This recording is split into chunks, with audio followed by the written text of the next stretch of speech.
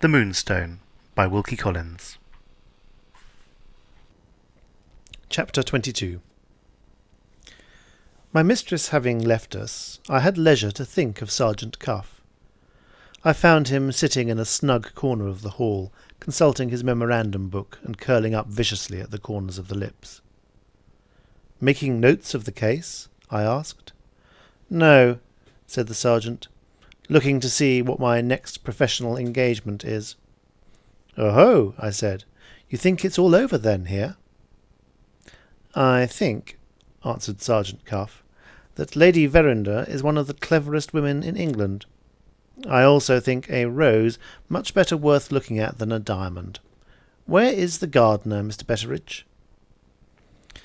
There was no getting a word more out of him on the subject of the Moonstone. He had lost all interest in his own inquiry, and he would persist in looking for the gardener.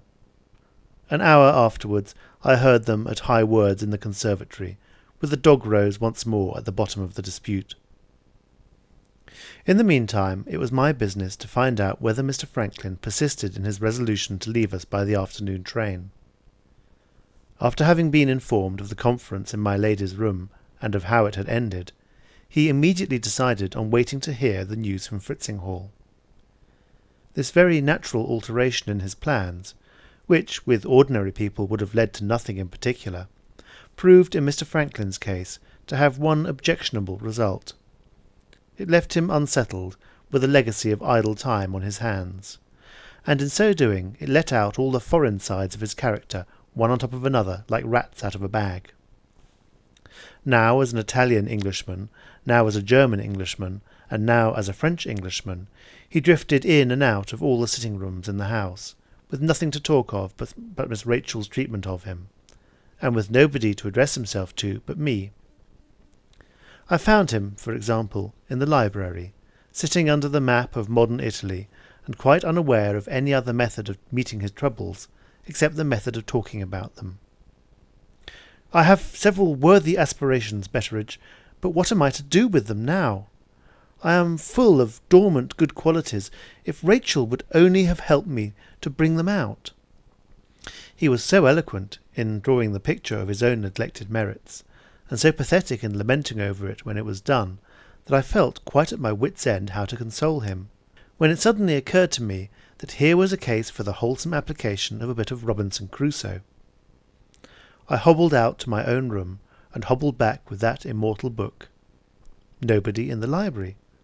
The map of modern Italy stared at me, and I stared at the map of modern Italy. I tried the drawing-room. There was his handkerchief on the floor, to prove that he had drifted in, and there was the empty room to prove that he had drifted out again.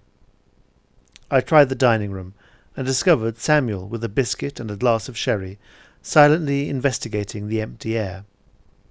A minute since, Mr. Franklin had rung furiously for a little light refreshment. On its production in a violent hurry by Samuel, Mr. Franklin had vanished before the bell downstairs had quite done ringing with the pull he had given to it. I tried the morning-room, and found him at last. There he was at the window, drawing hieroglyphics with his finger in the damp on the glass. "Your sherry is waiting for you, sir," I said to him. I might as well have addressed myself to one of the four walls in the room.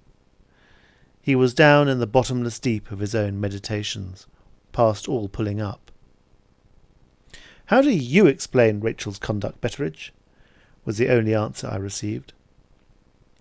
Not being ready with the needful reply, I produced Robinson Crusoe, in which I am firmly persuaded some explanation might have been found, if we had only searched long enough for it. Mr. Franklin shut up Robinson Crusoe, and floundered into his German-English gibberish on the spot. "Why not look into it?" he said, as if I had personally objected to looking into it. "Why the devil lose your patience, Betteridge, when patience is all that's wanted to arrive at the truth? Don't interrupt me. Rachel's conduct is perfectly intelligible, if you will only do her the common justice to take the objective view first, and the subjective view next, and the objective-subjective view to wind up with. What do we know? We know that the loss of the Moonstone on Thursday morning last, threw her into a state of nervous excitement, from which she was not recovered yet. Do you mean to deny the objective view so far? Very well, then. Don't interrupt me. Now, being in a state of nervous excitement, how are we to expect that she should behave as she would otherwise have behaved to any of the people about her? Arguing in this way from within outwards, what do we reach? We reach the subjective view. I defy you to controvert the subjective view. Very well, then. What follows? Good heavens, the objective-subjective explanation follows, of course. Rachel, properly speaking, is not Rachel, but somebody else. Do I mind being cruelly treated by somebody else? You are unreasonable enough, Betteridge, but you can hardly accuse me of that. How does it end? It ends, in spite of your confounded English narrowness and prejudice, in me being perfectly happy and comfortable. Where's the sherry? My head was by this time in such a condition that I was not quite sure whether it was my own head or Mr. Franklin's. In this deplorable state I contrived to do what I take to have been 3 objective things. I got Mr. Franklin his sherry, I retired to my own room, and I solaced myself with the most composing pipe of tobacco I ever remember to have smoked in my life. Don't suppose, however, that I was quit of Mr. Franklin on such easy terms as these. Drifting again out of the morning-room into the hall, he found his way to the offices next, smelt my pipe, and was instantly reminded that he had been simple enough to give up smoking for Miss Rachel's sake. In the twinkling of an eye he burst in on me with his cigar-case, and came out strong on the one everlasting subject in his neat, witty, unbelieving French way. "Give me a light, Betteridge. Is it conceivable that a man can have smoked as long as I have, without discovering that there is a complete system for the treatment of women at the bottom of his cigar-case? Follow me carefully, and I will prove it in 2 words. You choose a cigar. You try it, and it disappoints you. What do you do upon that? You throw it away and try another. Now observe the application. You choose a woman, you try her, and she breaks your heart. Fool, take a lesson from your cigar-case. Throw her away and try another." I shook my head at that. Wonderfully clever, I dare say, but my own experience was dead against it.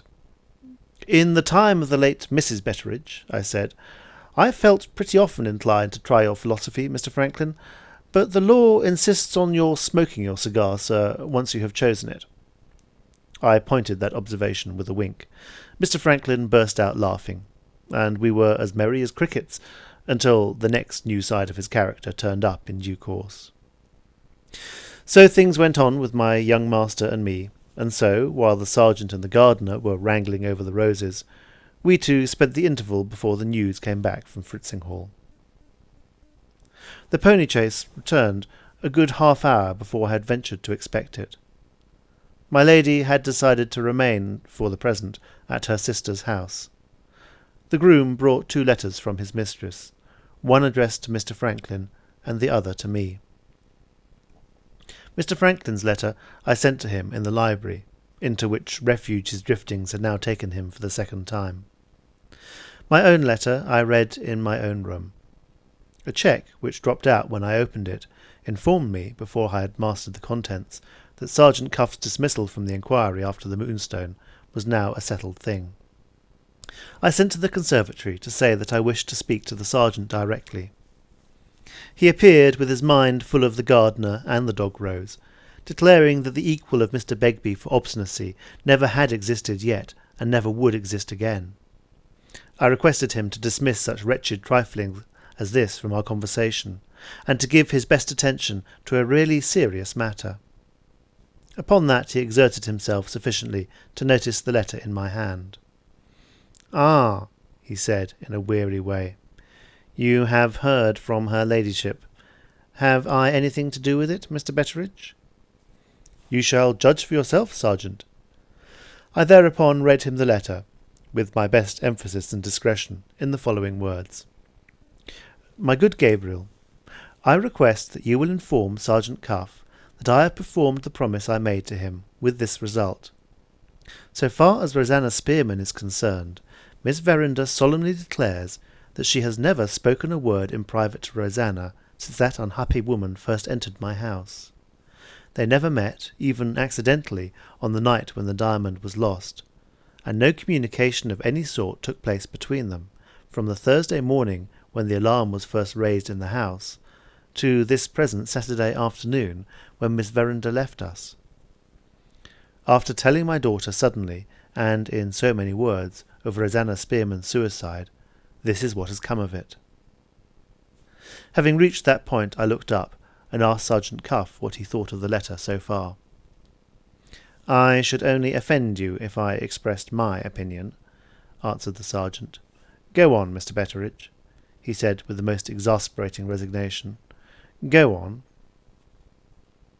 When I remembered that this man had had the audacity to complain of our gardener's obstinacy, my tongue itched to go on in other words than my mistress's. At this time, however, my Christianity held firm. I proceeded steadily with her ladyship's letter. Having appealed to Miss Verinder in the manner which the officer thought most desirable, I spoke to her next in the manner which I myself thought most likely to impress her. On 2 different occasions before my daughter left my roof, I privately warned her that she was exposing herself to suspicion of the most unendurable and most degrading kind. I have now told her, in the plainest terms, that my apprehensions have been realized.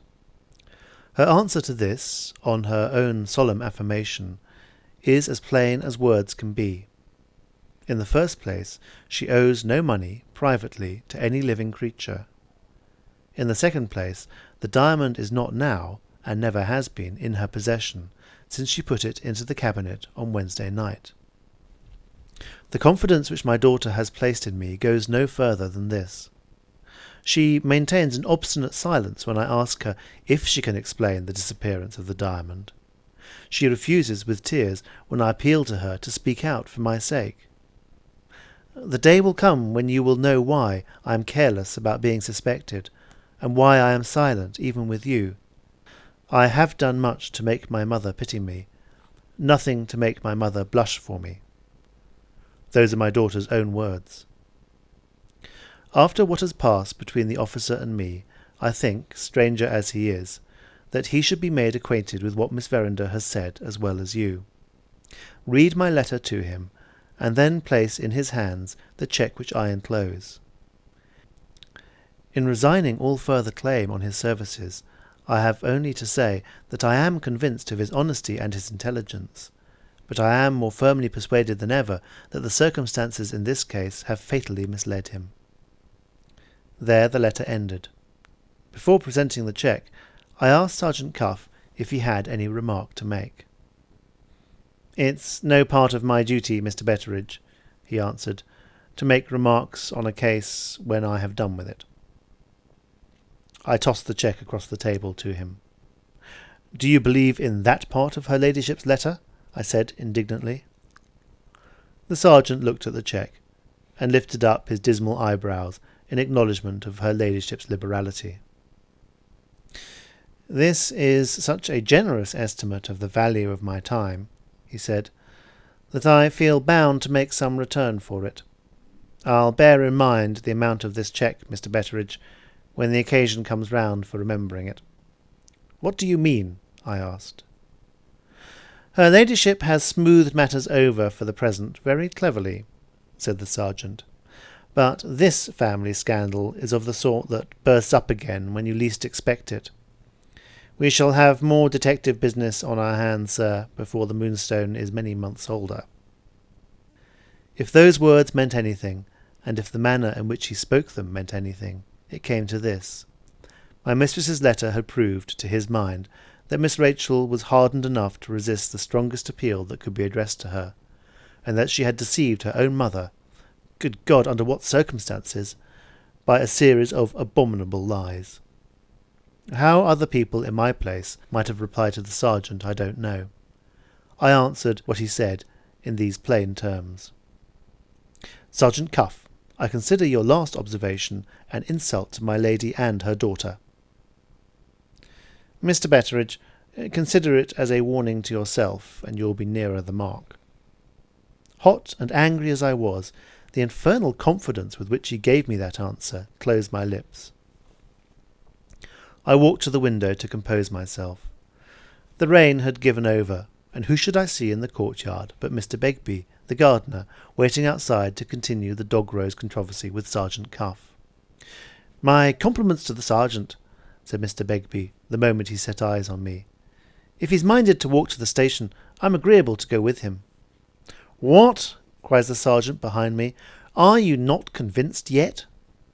"The devil a bit I'm convinced," answered Mr. Begbie. "Then I'll walk to the station," says the sergeant. "Then I'll meet you at the gate," says Mr. Begbie. I was angry enough, as you know, but how was any man's anger to hold out against such an interruption as this? Sergeant Cuff noticed the change in me, and encouraged it by a word in season. "Come, come," he said. "Why not treat my view of the case as her ladyship treats it? Why not say the circumstances have fatally misled me?" To take anything as her ladyship took it was a privilege worth enjoying, even with the disadvantage of it having been offered to me by Sergeant Cuff. I cooled slowly down to my customary level.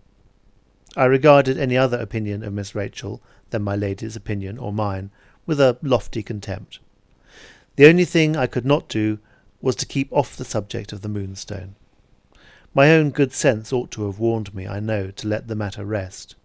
But there, the virtues which distinguish the present generation were not invented in my time. Sergeant Cuff had hit me on the raw, and though I did look down upon him with contempt, the tender place still stings for all that. The end of it was that I perversely led him back to the subject of her ladyship's letter. "I am quite satisfied myself," I said, "but never mind that. Go on as if I was still open to conviction. You think Miss Rachel is not to be believed on her word, and you say we shall hear of the Moonstone again. Back your opinion, Sergeant," I concluded in an airy way. "Back your opinion." Instead of taking offence, Sergeant Cuff seized my hand and shook it till my fingers ached again. "I declare to heaven," says this strange officer solemnly, "I would take to domestic service tomorrow, Mr. Betteridge, if I had a chance of being employed along with you. To say you are as transparent as a child, sir, is to pay the children a compliment which 9 out of 10 of them don't deserve. There, there, we won't begin to dispute again. You shall have it out of me on easier terms than that. I won't say a word more about her ladyship, or about Miss Verinder. I'll only turn prophet for once in a way, and for your sake. I have warned you already that you haven't done with the Moonstone yet. Very well. Now I'll tell you, at parting, of 3 things which will happen in the future, and which, I believe, will force themselves on your attention, whether you like it or not." "Go on," I said, quite unabashed, and just as airy as ever.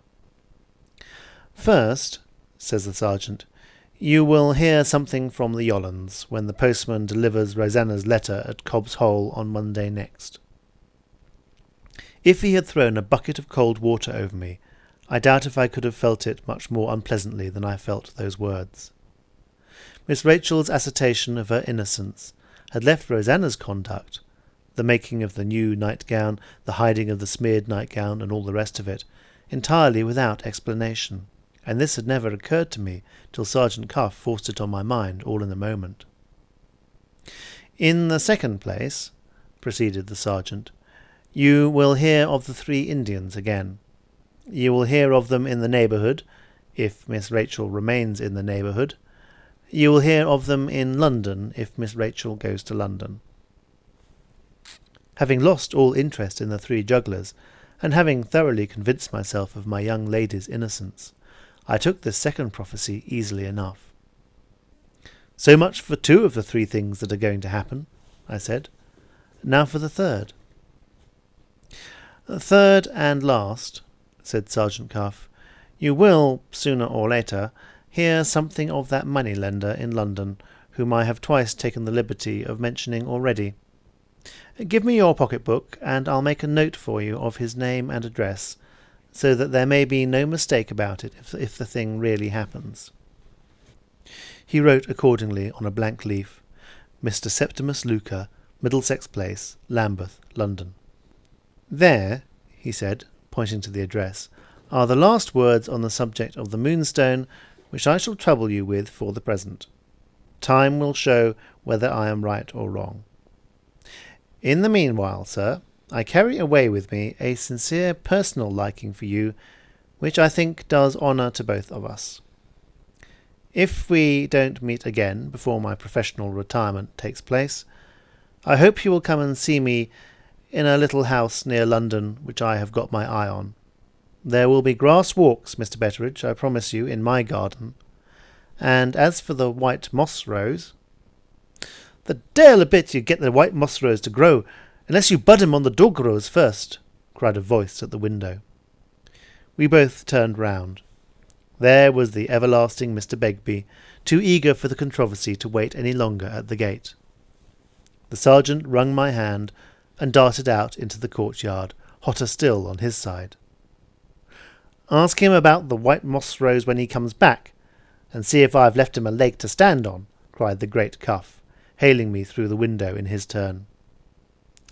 Gentlemen both, I answered, moderating them again, as I had moderated them once already.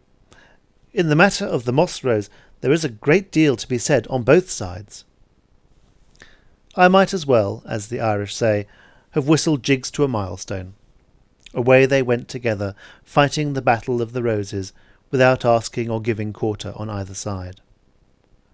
The last I saw of them, Mr. Begbie was shaking his obstinate head, and Sergeant Cuff had got him by the arm like a prisoner in charge. Ah, well, well. I own I couldn't help liking the sergeant, though I hated him all the time. Explain that state of mind if you can. You will soon be rid now of me and my contradictions. When I have reported Mr. Franklin's departure, the history of Saturday's events will be finished at last.